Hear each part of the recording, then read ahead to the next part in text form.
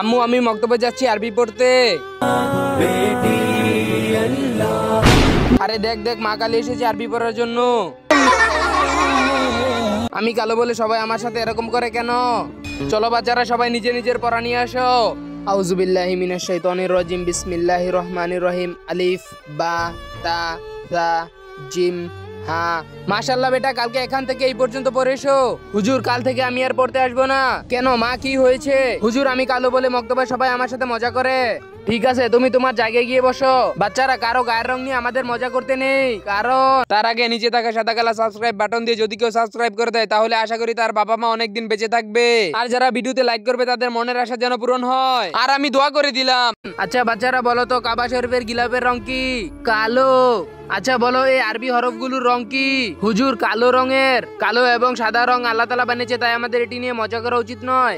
হুজুর আমাদের ভুল হয়েছে, আমরা আমাদের ভুল বুঝতে পেরেছি, আমরা আর কোনোদিন এইসব মজা করব না।